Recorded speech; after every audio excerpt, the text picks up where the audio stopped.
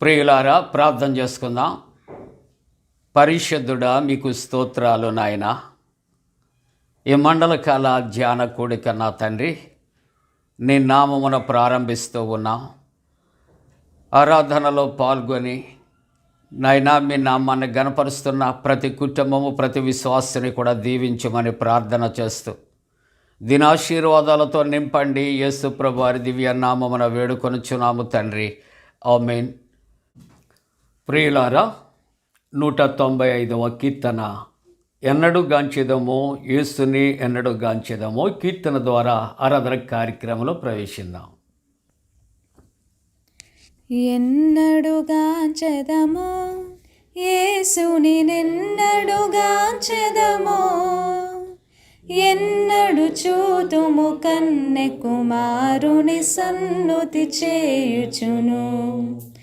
ఎన్నడు చూతుము కన్నె కుమారుని సన్నుతి చేయుచును.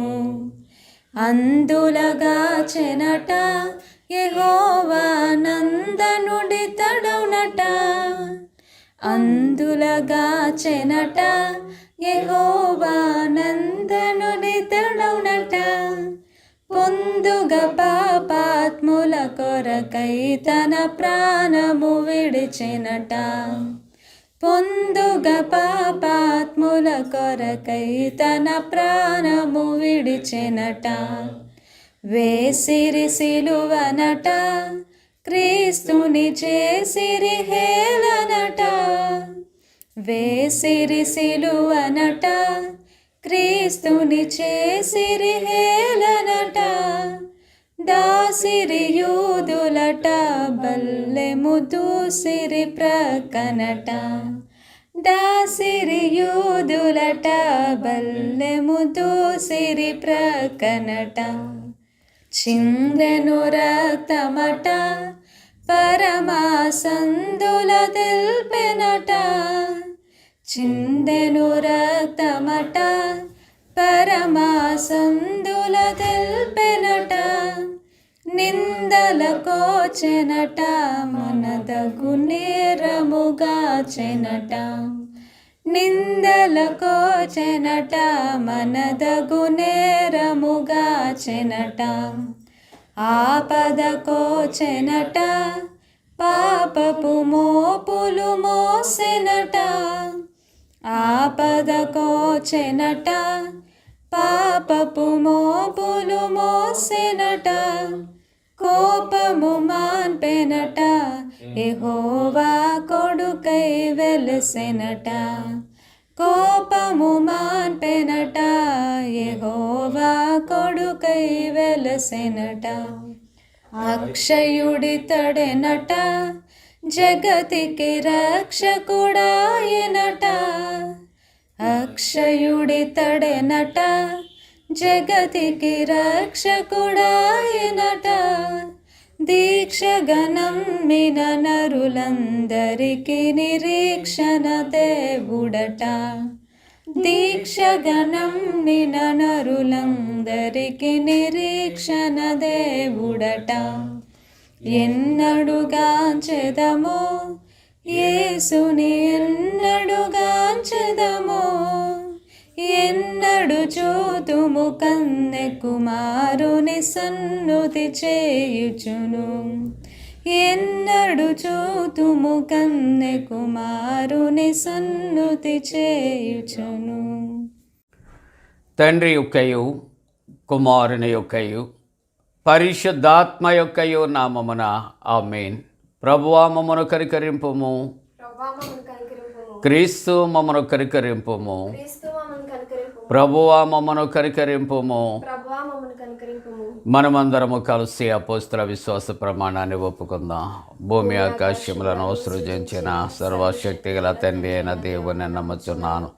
ఆయన కుమారుడును మన ప్రభు అయిన యేసుక్రీస్తు నమ్ముచున్నాను.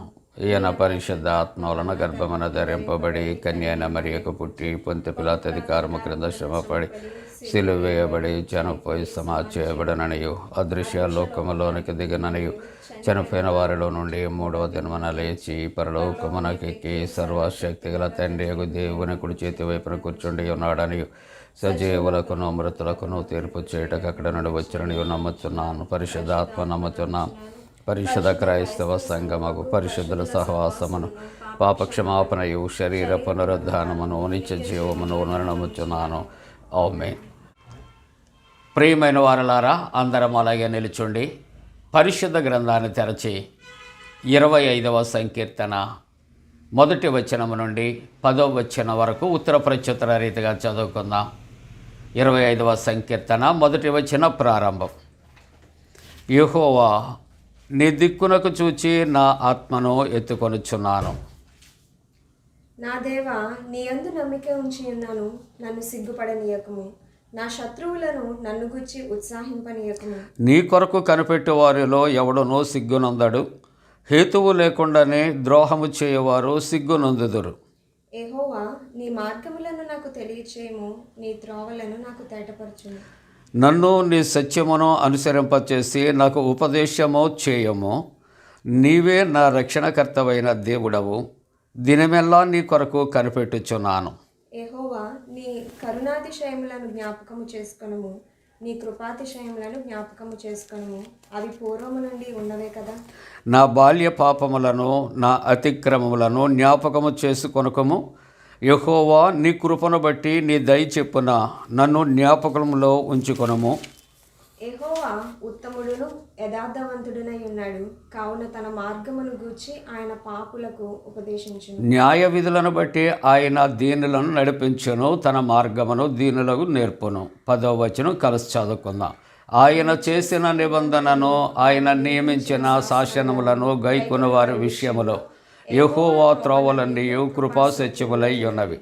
తండ్రికిని కుమారునికిని పరిశుద్ధాత్మకును ఆది అందిప్పుడు ఎల్లప్పుడూ యుగ యుగములందుండునట్లు మహిమ కలుగునుగాక. ఆమేన్. ప్రియులారా, మండలకాల ధ్యాన కూడిక 6వ దినము కొరకు ఏర్పాటు చేయబడినటువంటి పరిశుద్ధ లేఖనాన్ని చదువుకుందాం. అందరూ కూడా పరిశుద్ధ గ్రంథాన్ని తెరచి మత్తయి సువార్త 21వ అధ్యాయము 28వ వచనం నుండి 32వ వచనం వరకు కూడా నేను చదువుతుండగా మీరు కూడా చదవాలని ప్రేమతో తెలియచేస్తున్నాను. మత్తయి సువార్త 21వ అధ్యాయము 28వ వచన ప్రారంభం. మీకేమి తోచుచున్నది? ఒక మనుష్యునికి 2 కుమారులుండిరి. అతడు మొదటి వాని యొద్దకు వచ్చి, కుమారుడా, నేడు పోయి ద్రాక్ష తోటలో పని చేయమని చెప్పగా వాడు పోను అని ఉత్తరమిచ్చారు. కానీ పిమ్మట మనస్సు మార్చుకొని పోయాను. అతడు 2వ వాని యొద్దకు వచ్చి ఆ ప్రకారమే చెప్పగా వాడు, అయ్యా, పోదునను కానీ పోలేదు. ఈ ఇద్దరిలో ఎవడు తండ్రి ఇష్టప్రకారము చేసిన వాడని వారిని అడిగాను. అందుకు వారు మొదటివాడే అనిరి. యేసు, సుంకరులను వేశ్యలను మీకంటే ముందుగా దేవుని రాజ్యములో ప్రవేశించిదరని మీతో నిశ్చయముగా చెప్పుచున్నాను అన్నాను. 32వ వచనం. యోహాను నీతి మార్గమున మీ యొద్దకు వచ్చాను, మీరు అతనిని నమ్మలేదు. అయితే సుంకరులను వేశ్యలను అతనిని నమ్మిరి. మీరు అది చూచియు అతనిని నమ్మునట్లు పశ్చాత్తపడకపోతే. ప్రార్థన చేసుకుందాం. పరిశుద్ధుడా, మీకు స్తోత్రాలు. మండలకాల ధ్యాన కూడిక 6వ దినము. మేము అందరము ఇటు రీతిగా కలిసి నీ వాక్యాన్ని ధ్యానము చేయటానికి మాకు ఇచ్చిన సమయము కొరకు స్తోత్రాలు. దేవా, నీ వాక్యాన్ని ఎవ్వరూ నిర్లక్ష్యము చేయక నాయన, ప్రతి కుటుంబము, ప్రతి వ్యక్తి, ప్రతి విశ్వాసి కూడా ఈ మండలకాల ధ్యాన కూడిక ద్వారా మిమ్మల్ని మహిమపరిచి ఆశీర్వదించబడినట్లును నీ సేవకుని మరుగుపరిచి మీరు మాతో మాట్లాడమని మా ప్రభువును రక్షకుడైన యేసు ప్రభు వారి పరిశుద్ధ నామమున వేడుకొనుచున్నాము తండ్రి. ఆమేన్. ప్రియమైన దేవుని యొక్క కుటుంబీకులారా, ఈ మండల కాలము ఈ 6వ దినము ఈ వాక్య ధ్యానాలలో పాల్గొని ప్రభువుని ఆరాధిస్తున్నటువంటి ప్రతి కుటుంబానికి కూడా యేసు ప్రభువారి పరిశుద్ధ నామమున శుభాలు తెలియచేస్తున్నాను. ఏమండి, వ్యక్తిగతంగా మిమ్మల్ని పలకరిస్తున్నాను, సామూహికంగా కాదు. మీ ఒక్కొక్కరిని, ఒక్కొక్క కుటుంబాన్ని వ్యక్తిగతంగా ఈ ఉదయకాలం ప్రభు పేరట నేను పలకరించడానికే ఇష్టపడుతూ ఉన్నాను. మీరు క్షేమంగా ఉన్నారు కదా? దేవునికి మహిమ కలుగునుగాక. చెబుతారా? దేవునికి మహిమ కలుగునుగాక. Praise the lord. మంచిదండి. గత కాలములో నేను ప్రకటనలు చేస్తూ ఉన్నాను. చాలామంది మరి వాట్సాప్ మెసేజ్ ఇస్తున్నారు, ఫోన్ కాల్స్ చేసి వారి వారి అవసరతలు తెలియజేస్తూ ఉన్నారు. మేము ప్రార్థనలు చేస్తూ ఉన్నాం. ఇంకా ఎవరైనా వ్యక్తిగత అవసరతలు వారు కలిగి ప్రార్థన కోరితే వాట్సాప్ మెసేజ్ కానీ లేకుంటే వ్యక్తిగతంగా కానీ ఫోన్ చేస్తే మరి ప్రార్థన చేయబడుతుందని ప్రభు పేరట ప్రేమతో తెలియజేస్తూ ఉన్నాను. ఈవేళ దేవుని యొక్క వాక్య భాగాలు, 2 వాక్య భాగాలు మనకు ఇవ్వబడ్డాయి. మత్తయి సువార్త 21వ అధ్యాయాన్ని మనం చదువుకున్నాం. మనకు ఇవ్వబడినటువంటి ప్రోగ్రామ్ షీట్లో ఈవేళ యెషయా గ్రంథము 48వ అధ్యాయము 15వ వచనము నుండి మనకు 19వ వచనం వరకు కూడా ఇవ్వబడ్డాయి. మీరు యెషయా గ్రంథాన్ని చదివిన మత్తయి సువార్తను 2 లేఖన భాగాలు కూడా మీరు తెరచి ఉంచుకొని ప్రార్థనాపూర్వకంగా ఈ ధ్యానములో మీరు పాల్గొవాలని ప్రభు పేరట నేను తెలియజేస్తూ ఉన్నాను. ప్రియులారా, ఈవేళ మన యొక్క అంశము ఆలోచన చేస్తూ ఉన్నప్పుడు ఆజ్ఞాపాలనము అనే అంశము ఇవ్వబడింది. చెప్పండి, ఆజ్ఞాపాలనము అనే అంశము ఇవ్వబడింది. ఈ ఆజ్ఞాపాలనము అనేది కూడా దార్శనికము వలె కొంచెం క్రిటికల్ అండ్ కాంప్లికేటెడ్ సబ్జెక్ట్. కాబట్టి ముందు ఇవ్వబడినటువంటి అంశాన్ని మనం అర్థం చేసుకుంటానికి ప్రయత్నం చేయాలి. ఆజ్ఞాపాలనము అనే ఈ మాటను 2గా మనం విభజిద్దాం. ఆజ్ఞ పాలనము అంటే ఇచ్చినటువంటి ఆజ్ఞ ప్రకారముగా పరిపాలన జరగాలి. దీనిని వివేరుగా కూడా ఒకవేళ తెలుగు పాండిత్యంలో అనుభవం ఉన్నవారు దానిని చక్కగా భాష్యం చెబుతారు. మంచిదండి. వాట్ ఎవర్ ఇట్ ఈజ్, ఇవాళ సబ్జెక్ట్ అనేది ఆజ్ఞా పాలనము అని దానికి ఇంగ్లీష్లో కూడా ఫుల్ఫిల్మెంట్ ఆఫ్ కమాండ్మెంట్ అని ఒక చక్కటి టాపిక్ ఇంగ్లీష్లో ఇవ్వబడింది. ఆజ్ఞా పాలనము అనే మాటకు ఫుల్ఫిల్మెంట్ ఆఫ్ కమాండ్మెంట్. ఈ 2 మాటలు కూడా మనం ఆలోచన చేస్తే ఈ ఆజ్ఞా పాలనము లేక ఫుల్ఫిల్మెంట్ ఆఫ్ కమాండ్మెంట్ అనే మాట ఆలోచన చేస్తూ ఉంటున్నప్పుడు ఇది తండ్రి అయినటువంటి దేవుడు ఆయన తన ఆజ్ఞలను నెరవేర్చాడు. ఆ దేవుని కుమారుడైనటువంటి క్రీస్తు ప్రభు ఎలాగైతే ఆజ్ఞలు నెరవేర్చి ఏ విధంగా ఆ ఆజ్ఞల చెప్పిన లోకములో ఉన్న మానవునికి చక్కని సుభిక్షమైన పాలన అనుభవించాడో అలాగే క్రీస్తు ప్రభు కూడా సంఘమును ఆయన కోరుకుంటూ ఆశిస్తూ ఉన్నది ఏంటంటే మీరును కూడా మీ తండ్రి అయిన దేవుని యొక్క ఆజ్ఞా పాలనము చెప్పిన మీరు జీవించాలి. ఈ మాటలు వాక్య ప్రకారంగా మనం ఆలోచన చేస్తూ ఉన్నప్పుడు దేవుని యొక్క గ్రంథంలో ఆజ్ఞ అనే దాని కొరకు ఈ ఆజ్ఞలు యెహోవా దేవుడు తాను మోషే ద్వారా మనకు అనుగ్రహించాడు. 10 ఆజ్ఞలు అని మనకు తెలుసు. ఈ 10 ఆజ్ఞల యొక్క ప్రాముఖ్యత మానవుడి భూలోకములో ఎలాగూ జీవించాలి. యేసుక్రీస్తు ప్రభువు కూడా నూతన నిబంధనలో మరికొన్ని ఆజ్ఞలు ఆయన ఇచ్చారు. వాటిలో ఒక ఆజ్ఞ ప్రభు జ్ఞాపకం చేస్తున్నాడు. లవ్ దై నైబర్, నిన్ను వలె నీ పొరుగువానిని ప్రేమించు. ఆజ్ఞ అనేది చాలా ప్రాముఖ్యమైనది. ఆజ్ఞ అనేది దేవుడు మనకు ఇచ్చినది. మనము చాలామందిమే ఆజ్ఞాపిస్తూ ఉంటాం. ఈ యొక్క ఆజ్ఞాపించుట అనేది ఒకవేళ మనం తెలిసినటువంటి మాటగా ఉపయోగిస్తే ఆర్డర్ అనే మాట. మీరు అక్కడికి వెళ్ళాలి, అలాగూ చేయాలి అని ఒక ఆర్డర్ అంటూ జారీ చేయబడుతుంది, ఇష్యూ చేయబడుతుంది. But it's not a commandment. ఆజ్ఞ కాదు, కానీ దానిని అధికారుల యొక్క మాటలు ఆజ్ఞలుగా తీసుకొని శిరస వహించవలసినటువంటి బాధ్యత భూలోకములో ఉన్నది. కాబట్టి ఈ యొక్క ఆజ్ఞ అనేది దేవుడు ఇచ్చింది. మానవులము సులభముగా మాట్లాడుకునేది ఆర్డర్స్ అనేది జారీ చేస్తున్నారు, ఇష్యూ చేస్తూ ఉన్నారు. నీకు ట్రాన్స్ఫర్ ఆర్డర్ వచ్చింది కాబట్టి దీనిని తీసుకుని వెళ్ళి దీన్ని ఇంప్లిమెంట్ చేయి, నీవు అక్కడ రిలీవ్ అవ్వు, లేకపోతే ఇక్కడ జాయిన్ అవ్వని ఈ మాటలు మనకు ఎక్కువ అలవాటైనటువంటి మాటలు తెలియజేస్తాము.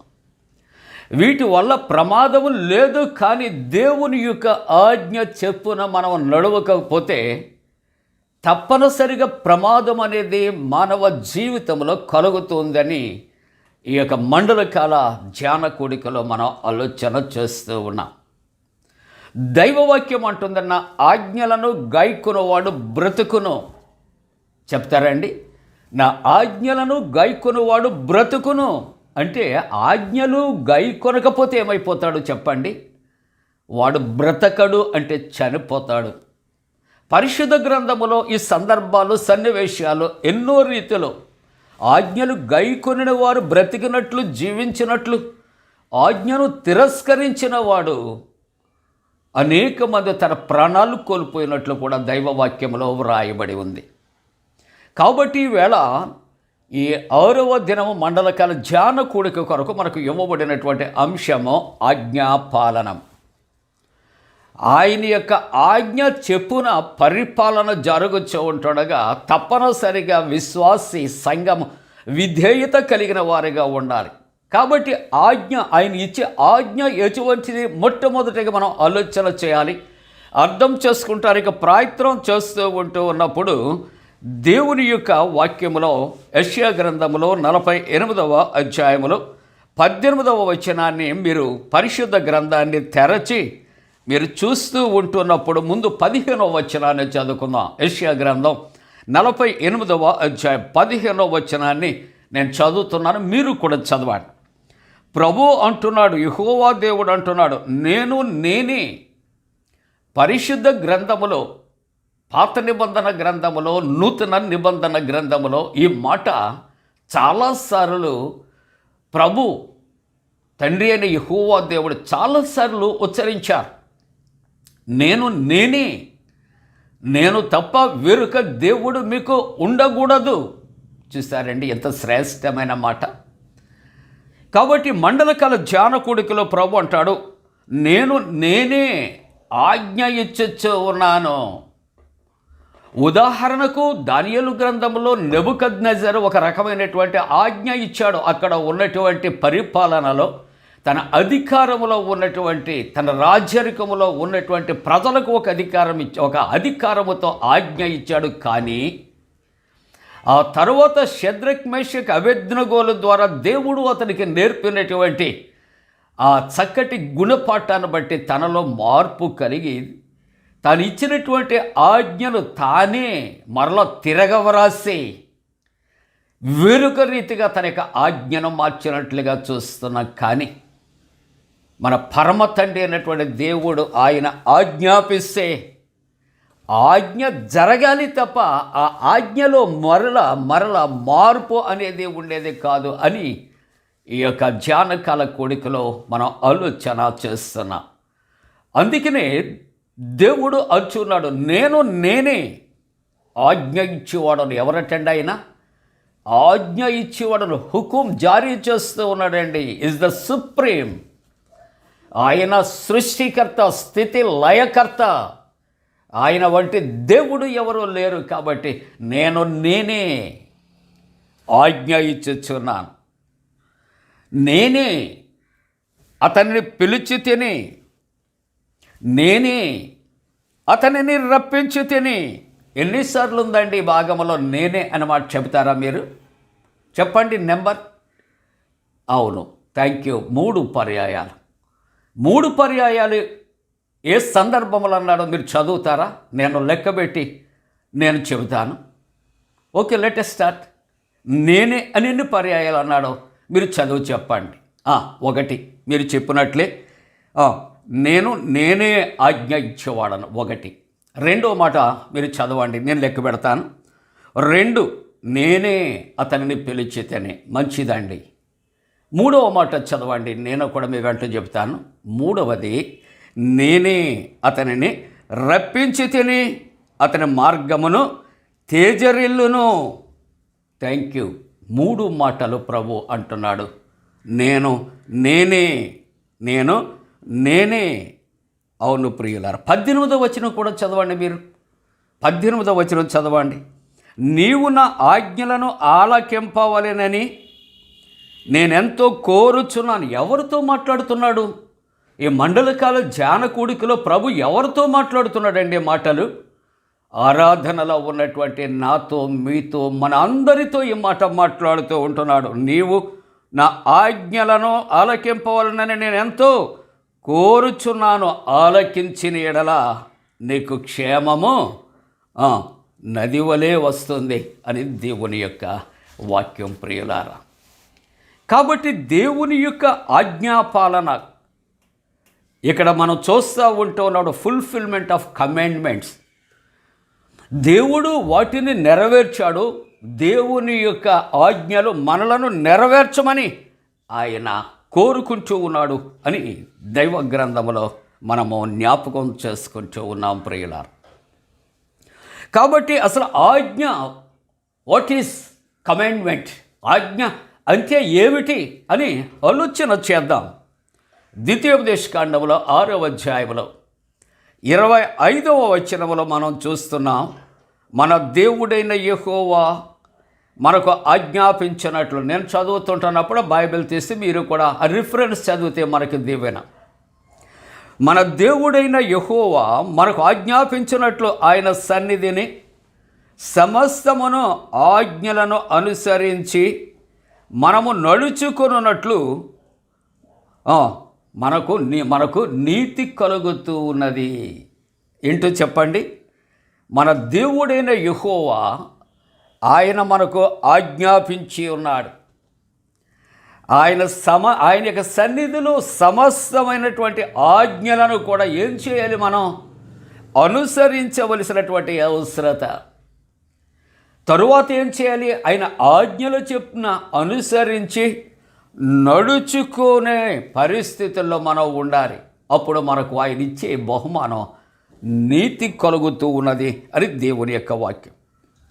సమూయేలు మొదటి గ్రంథంలో 15వ అధ్యాయంలో 22వ వచనములో మనం చూస్తున్నప్పుడు మన దేవుడైనటువంటి యెహోవా ఆయన సెలవిచ్చినటువంటి ఆజ్ఞ ఏమంటున్నాడో తెలుసా? ఒకడు గైకొనుట వలన యెహోవా సంతోషించిన, అనగా దేవుని యొక్క ఆజ్ఞను మనము ఒక్కరిమి కనీసం గాయకుంటే యెహోవా దేవుడట సంతోషిస్తాడు అని దేవుని యొక్క వాక్యములో వ్రాయబడుతూ ఉన్నది ప్రియులారా. మన దేవుడు మన జీవితాల్లో చేసిన మేళ్లకు నువ్వేమిస్తే ఆయనకి సంతోషం కలుగుతుంది అంటే మన జీవితం అంతా కూడా ధారపోయటానికి సరిపోదు. మన జీవితము ద్వారా ఆయన్ని సంతోషపరచలేము. కానీ మనలో కనీసం ఒక్కరైనా ఆయన ఆజ్ఞ గాయకుంటే, అంటే ఆజ్ఞ ప్రకారముగా జీవించగలిగితే యెహోవా దేవునికి సంతోషము కలుగుతుందని ఈ మండలకాల ధ్యాన కూడికలో ప్రభు యొక్క వాక్యము మాట్లాడుతుంది. రెండవ మాట దేవుని యొక్క వాక్యములో రాయబడింది, బలులు అర్పించుకున్నట కంటే. ఏమండి, మనం ట్రెడిషనల్గా చాలా చేస్తాం. పెదాలతో చేస్తాం, చేతులతో చేస్తాం, కానుకలు అర్పిస్తాం, బలులు అర్పిస్తాం. ఎన్నో ఇటువంటివన్నీ కూడా బాహ్యమైనటువంటి జీవితంలో ఇవన్నీ కూడా మనం చేస్తూ ఉంటాం. అందుకే ప్రభు అంటాడు, బలులు అర్పించడం కంటే ఆజ్ఞ గైకొనుట. ప్రభువుకి బలులు అక్కరలేదండి. ఏం కావాలట? ఆయన ఇచ్చినటువంటి ఆజ్ఞను మనము గాయకొనాలి, నెరవేర్చాలి. తరువాత మాట అంటాడు, క్రొవ్వు అర్పించుట కంటే మాట వినుట శ్రేష్టము. దేవుడు ఆయన మనతో మాట్లాడుతున్నాడు, మనకు ఆజ్ఞ ఇస్తున్నాడు.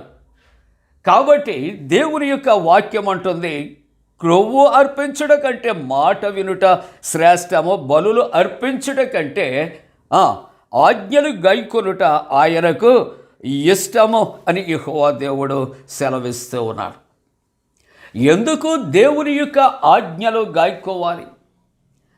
మనం ఫ్రెండ్లీగా మనం ఆలోచన చేస్తున్నప్పుడు స్నేహితుల మధ్య కానీ, కుటుంబీకుల మధ్య కానీ, లేకుంటే మనకు ఉండే ఫెలోషిప్లో ఉన్నటువంటి మన మధ్య కానీ, నేను వస్తాను, నీవు అక్కడ నిలవబడు, నేను 9 o'clock వస్తానంటే 9 o'clock వెళ్ళాం, మధ్యాహ్నం 12 o'clock వరకు రాపోయినా వారి మీద ఉన్న గౌరవము, వారి మీద ఉన్న అభిమానంతో ఏం చేస్తామంటే 9 to 12 వరకు కూడా అదే సెంటర్లో నిలవబడి కనిపెడుతూ ఉంటాం. ఎందుకంటే మనం అక్కడి నుంచి ఒకళ్ళు ఎక్కడికైనా వెళితే వాళ్ళు మిస్ అయిపోతారేమో అని.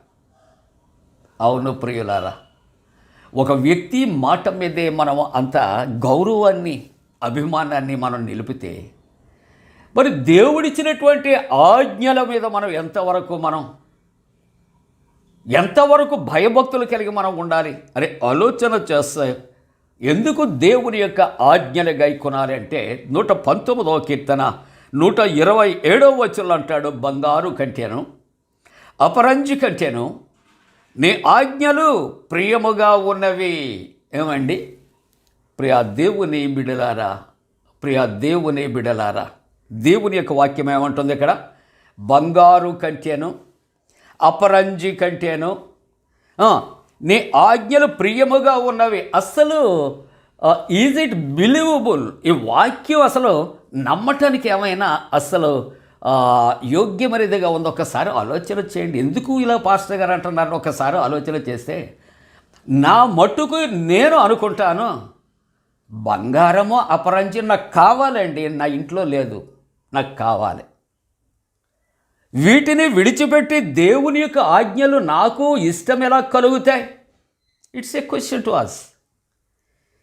కానీ ప్రియులారా, బంగారము కంటే అపరంజి కంటే ఎందుకు దేవుని ఆజ్ఞలు ప్రియమైనవంటే, ఈ బంగారము అపరంజి మానవుని బ్రతికించలేవు, నిత్య జీవానికి తీసుకుని వెళ్ళలేవు. కానీ దేవుని యొక్క ఆజ్ఞలు గాయకొనుట వలన మనకు మేలు కలుగుతుంది కనుక అపరంజి కంటే, బంగారము కంటే దేవుని యొక్క ఆజ్ఞలు మనం ప్రియమైనటువంటి వాటిగా స్వీకరించాలని దేవుని యొక్క వాక్యం మాట్లాడుతుంది. ఎందుకు వాటికంటే ఆజ్ఞలు మేలు అంటున్నాడు అని ఆలోచన చేస్తే, సామెతల గ్రంథంలో 6వ అధ్యాయంలో 23వ వచనంలో అంటాడు, ఆజ్ఞ ఎలాగుంటుందట అంటే దీపముగా ఉంటుంది. దీపము అనగా light, it gives us lighting. ఆ దీపము లేక వెలుగు ఉన్న చోట చీకటి ఉండదు. అందుకనే ఒక క్రొవ్వొత్తి మనం వెలిగిస్తున్నప్పుడు చీకటిలో candle crush out the darkness అని చెబుతాం. ఒక క్రొవ్వొత్తి వెలిగించినప్పుడు అక్కడ ఉన్నటువంటి చీకటిని పారద్రోలుతూ ఉన్నదట అండి. ఇప్పుడు ఆజ్ఞ ఎవరు అంటే దేవుడే. దేవుడు ఎవరు అంటే వెలుగే. దేవుడైనటువంటి వెలుగును ఎవరు ప్రేమిస్తే అది దీపముగా ఉంటుంది. అలాగే ఉపదేశము కూడా వెలుగుగా ఉంటూ ఉన్నది. కాబట్టి దేవుడు అంటున్నాడు, నువ్వు ఆజ్ఞలు గాయకొనుము అని దేవుడు మాట్లాడుతున్నాడు. ఈవేళ మత్తయి సువార్తలో 21వ అధ్యాయంలో మనం 28వ వచనాన్ని మనం చదువుకున్నాం. అక్కడ ఒక మనుష్యునికి 2 కుమారులు ఉన్నారు. ఆ తండ్రి ఆ కుమారుని దగ్గరికి వెళ్ళి ఏమంటున్నాడంటే, ద్రాక్ష తోటలో పని చేయమని చెప్పినప్పుడట అతడు, డాడీ నేను పోను అని చెప్పాడట. కానీ అతడు మనస్సు మార్చుకొని ఏం చేశాడు? అతడు ఆ ద్రాక్ష తోటలోనికి వెళ్ళి చెప్పిన పని చేస్తున్నట్లుగా వ్రాయబడింది. మరొక 2వ కుమారుడు ఉన్నాడు. అతనితో కూడా అలాగే తండ్రి చెప్పినప్పుడు అతడు అంటున్నాడు, అయ్యా నేను వెళతాను, నేను పోదును అనేను. కానీ అతడు పోలేదు, వెళ్ళలేదు అన్నప్పుడు ఇక్కడ ఆ ఇద్దరిలో ఎవరు తండ్రి ఇష్ట ప్రకారంగా చేశారో అంటే దైవవాక్యం అంటుంది మొదటివాడే అని దేవుని యొక్క వాక్యము వ్రాయబడుతూ ఉన్నది. ప్రియులారా, దేవుని యొక్క వాక్యం అంటుంది మొదటివారు కడపటివారు, కడపటివారు మొదటివారు. అందుకనే దేవుని యొక్క వాక్యము మత్తయి సువార్తలో 21వ అధ్యాయములో ఈ యొక్క 31వ వచనం అంటాడు, యేసు సుంకరులను వేశ్యలను మీకంటే ముందుగా దేవుని రాజ్యములో ప్రవేశించుదురని మీతో నిశ్చయముగా చెప్పుచున్నాను. ఎవరట అండి? మా ముత్తాత గారండి, మా తాతగారండి, అమ్మమ్మ గారండి, నాన్నమ్మ గారండి. నేనంటే గుడికి రాకపోవచ్చు కానండి, కానుకలు పంపేస్తాను, క్రిస్మస్కి అందరికన్నా ముందు వచ్చి ముందు కూర్చుంటానండి, అందరికన్నా ముందు క్రీస్తు నేడు పుట్టానని చెబుతానండి, నేను పెద్ద క్యాండిల్ తెచ్చి వెలిగిస్తానండి, గుడికండి అప్పుడప్పుడు క్రిస్మస్కి అండి ఈస్టర్కే వస్తాను, కానీ మా తాతగారు వంశము నుండి మేము బోర్న్ క్రిస్టియన్స్ అని చెబుతారు కదా నాలాంటి వాళ్ళు. అందుకు ప్రభు ఈ ధ్యాన కాల కూడికలో ఏం మాట్లాడుతున్నాడో తెలుసా ప్రియులారా? ఇక్కడ శుంకరులను వేశ్యలను మీకంటే ముందుగా దేవుని రాజ్యములో ప్రవేశించుదరని మీతో నిశ్చయముగా చెప్పుచున్నాను. వీళ్ళకు ఒకవేళ గుడి బడి మంచి చెడు ఒకవేళ కొద్ది కాలం తెలియదేమో, కానీ ఆ తరువాత వారు మారు మనసు పొంది రక్షణ అనుభవంలోనికి వచ్చిన తర్వాత నేను పుట్టి క్రైస్తవుడనని చెప్పే నాలాంటి వాడి కన్నా వారట దేవుని రాజ్యంలో ముందుంటారని దేవుని యొక్క వాక్యం. ప్రియులారా, ఎందుకో తెలుసా? దేవుని యొక్క ఆజ్ఞలను గైకొనలేకపోతూ ఉన్నాం. వెళతాను అని చెప్పి వెళ్ళలేకుండా ఉంటూ ఉన్నాం. కానీ దేవుని యొక్క వాక్యం ఈవేళ అంటుంది, నేనే ఆజ్ఞ ఇచ్చిన వాడను, నేనే అని అతను పిలిచి తిని. అవును ప్రియులారా, నీవు నా ఆజ్ఞలను ఆలకించాలని నేనెంతో కోరుచూ ఉన్నాను. అలాగూ మనం ఆజ్ఞలు గైకొని మనం అలాగూ జీవించగలిగితే ముగింపుగా దేవుని వాక్యం 18వ వచనం అంటాడు, ఆలకించిన ఎడల ఇదిగో నీ క్షేమము నది వలె, నీ నీతి సముద్ర తరంగము వలె ఉంటుంది, నీ సంతానము ఇసుక వలె విస్తారమగును, నీ గర్భఫలము దాన్ని రేణువుల వలె విస్తరిస్తుంది, వారి నామము నా సన్నిధి నుండి కొట్టివేయబడదు, మరువబడదు. దేవుని యొక్క ఆజ్ఞలు గలుక్కుంటే మరి యొక్క కుటుంబాలు పిల్లలు ఆశీర్వదించబడతారు. కాబట్టి ఈవేళ అంశం ఆజ్ఞాపాలన. ఆయన ఆజ్ఞాపిస్తున్నాడు. ఆజ్ఞ ద్వారా తన బిడ్డలమైన మనలను, తన గొర్రెలమైన మనలను, తన యొక్క పిల్లలమైన మనలను, తన విశ్వాసాలైన మనలను పరిపాలన చక్కగా చేయించున్నాడు. కాబట్టి ఆయన ఆజ్ఞాపిస్తూ ఉంటుండగా మనం ఏం చేయాలండి? గైకొనాలి. అలాగ ఆజ్ఞలు గైకొని బ్రతకటానికి, ఆశీర్వదించబడటానికి దేవుడు తన పరిశుద్ధాత్మ కూడిన మనపై మెండుగా కుమ్మరించబడనుగాక. ఆమేన్. ప్రార్థన చేసుకుందాం. పరిశుద్ధుడా నీకు వందనాలు. మండలకాల ధ్యాన కూడికలో పాల్గొని ఆరాధిస్తున్న ప్రతి బిడ్డలను దీవించండి. నీవిచ్చిన వాక్యం మాలో ఫలింపచేయండి. 40 దినాలు శిలువ యాత్రలో తప్పిపోకుండా కాపాడండి నాయన. రక్షణ లేని వారికి రక్షణ కలుగు చేయండి. అనారోగ్యముతో ఉన్నవారికి ఆరోగ్యము కలుగు చేయండి. సంతానము కొరకు ఎదురు చూస్తున్న కుటుంబాల సత్సంతానం కలుగు చేయండి. అలాగనే ప్రభువా, పాతూరి షైని అనే బిడ్డ తండ్రి మాట్లాడటానికి కూడా కృప చేయమని ప్రార్థిస్తున్నా.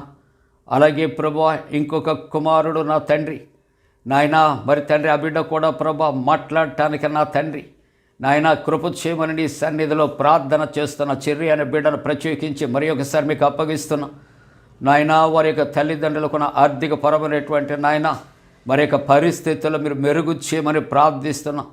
అలాగే రాజేష్ వారి యొక్క కుమారుడు కూడా నేను చక్కగా ఆ బిడ్డ చిన్నతనం నుండి మాట్లాడటానికి శక్తి కలుగు చేయమని ప్రార్థన చేస్తూ ఉన్నా.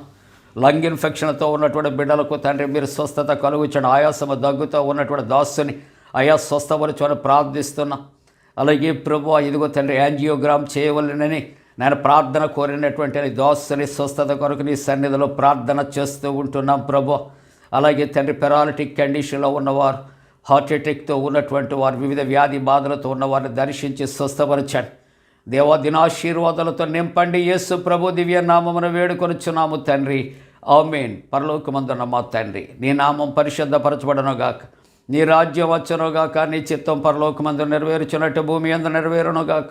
మా ఆయన దినాహారం నేడు మా దయచే, మెడల అపరాధం చేసిన వారిని క్షమించిన ప్రకారంలో అపరాధము క్షమించము, శోధంలోనికి తెక్క కీడు నుండి తప్పించము. రాజ్యము, శక్తి, మహిమ నిరంతరం నీవే ఉన్నవి. ఆమేన్. మన పరమ తండ్రి అయిన దేవుని యొక్క ప్రేమయు, ప్రభువైన యేసుక్రీస్తు ప్రభు కృపయు, పరిశుద్ధాత్మిక అన్యోన్య సహవాసం మండలకాల ధ్యాన కొడుకులో పాల్గొని ఆరాధిస్తున్న ప్రతి కుటుంబానికి తోడుగుడి సంరక్షించి నడిపించునుగాక. ఆమేన్. సర్వచిత్తం భూనిధేనయ్యా, స్వరూపమే కుమారివే, సారేపై నున్న మంటినయ్యా, సరి అయిన పాత్రం చేయుమయ్యా. సర్వేశ్వరా నిరిక్తుండను, సర్వదా నిన్నే సేవింతును. సర్వచిత్తం స్వరూపమే కుమారి.